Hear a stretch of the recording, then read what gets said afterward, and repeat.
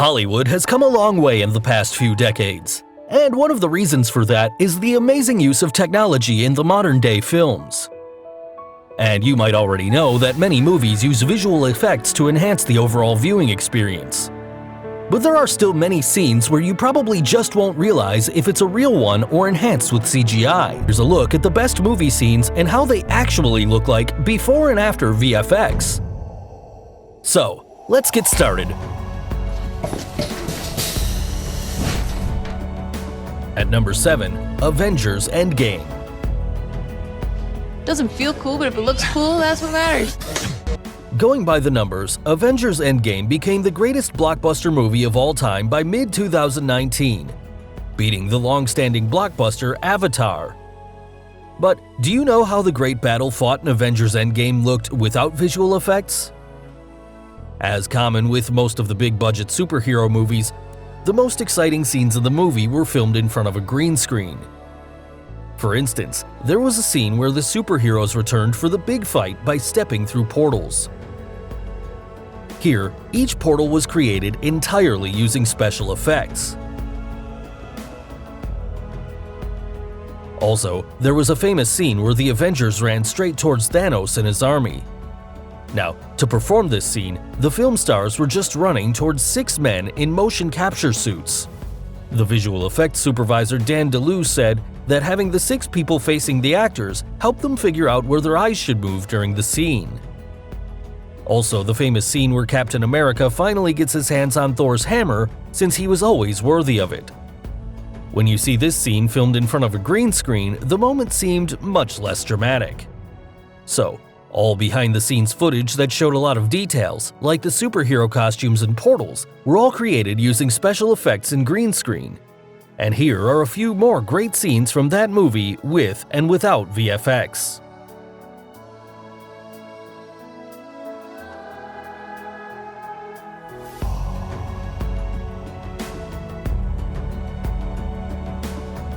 At number 6, Venom. Tom Hardy is known to do films which possess quite a few challenges as an actor, and Venom is one such movie in which he performed quite well. Now, all Spider-Man fans will already be familiar with Venom through previous films, but bringing the villain to life this time round posed unique challenges for the film's VFX supervisor, Paul Franklin. Also, it's the visual effects that drive the spectacle by transforming Hardy's ordinary human reporter named Eddie Brock into a tentacle-sprouting symbiote freak. One of the key things about Venom is while he's still humanoid in shape, he's able to move at incredible speeds and can do extraordinary moves, and never moves like a human being. So, for Tom to look like Venom presented a great creative challenge. His movement and body language became the cornerstone for the VFX work. The way he held himself, the way he rolled his shoulders, and his action sequences. Now, Venom is about 21 inches taller than Tom Hardy. How did they create him? Here, they had some sort of positional reference, probably a ball-shaped object so they could frame that up for the shot. So, anyone talking to Venom's eyes needed to look 21 inches higher directly at the ball. The team even got a tall stunt performer, almost 6'10", and because Venom is actually 7'6", they built him up even higher with a wiffle ball on a stick sticking out of the top of his helmet. Then, through the suit, they had motion capture reference markers all over it, so they could at least track his body movements and get a proper idea of where he was. After that, it was down to the character animators to take charge of the remaining stuff. One more thing that was interesting about Venom were his long and sharp, ugly teeth, and you'll never be able to close his mouth. Here, the length and shape of his teeth were subtly controlled on a shot-by-shot basis. Also, the big teeth you see were given a slightly unclean texture, because if they had made them bright and shiny white, then he would look like he had just been to the dentist and had veneers put on. At number 5, Life of Pi. The movie Life of Pi is truly a visual masterpiece. However, there was nothing easy about the making of this Academy Award-winning film. The ocean scenes, which were quite famous in the film, were shot at a giant wave tank built by the crew in an abandoned airport in Taiwan. This tank is the world's largest self-generating wave tank, with a capacity of 1.7 million gallons. One wall of this tank was even movable so that they could take advantage of sunlight. So, the entire storyline around that boy on a boat, along with an animated tiger, was filmed in that massive tank. Yes, that tiger was actually CGI and wasn't even there during filming.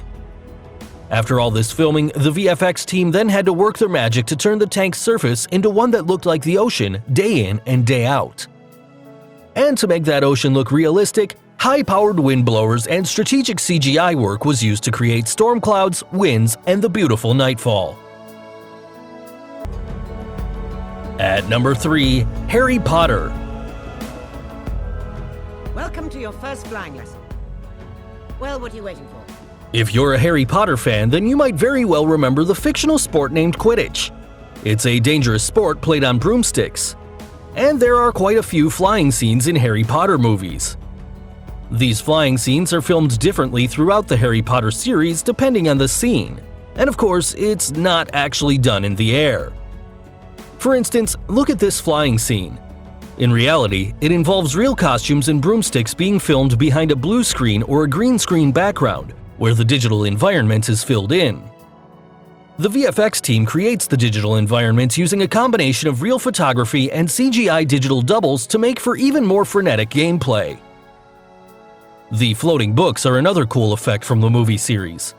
In one of the Harry Potter movies, Hermione is seen holding up books to a library shelf where they float back into place. But in reality, they're grabbed by green-gloved people. There are people standing on the other side of the shelves wearing green gloves and grabbing the books back in. Their hands are removed in post-production, making the illusion as if the books magically float. At number 2, Game of Thrones Season 7.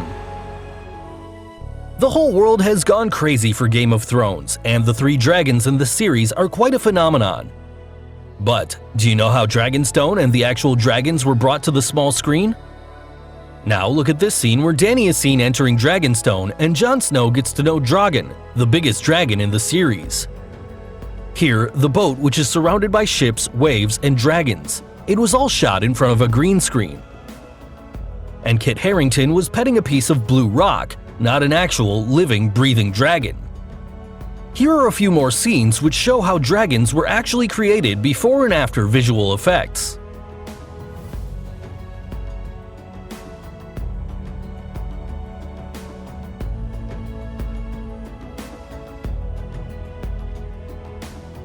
So finally, the number 1 movie in our list, and yes, it's a superhero film. Avengers: Age of Ultron. When you settle in to watch a movie like Avengers: Age of Ultron, you know you're going to watch some CGI. But apart from the amazing actors performing their roles to perfection, the credit also goes to the amazing back-end team creating some amazing visual effects.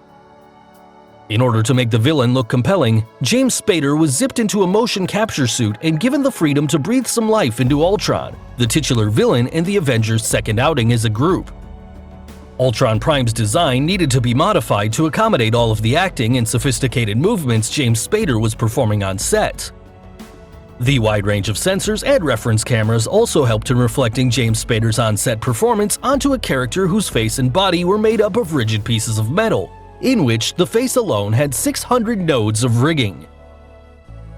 As in the previous movie, Hulk was the highlight of the visual effects. With the digital character appearing in 50% more shots than in the previous film, the VFX team took a new approach to the Green Giant's muscles and flesh. And it involved building the rig, putting the muscle system on top, and the skin on top of that, to make it 6 times more efficient. So guys, hope you enjoyed this video. And what do you think of these movie scenes? And which movie has the best VFX scenes? Do like and share this video with your friends on social media. For more such amazing things, don't forget to subscribe to our channel. And finally, thanks for watching.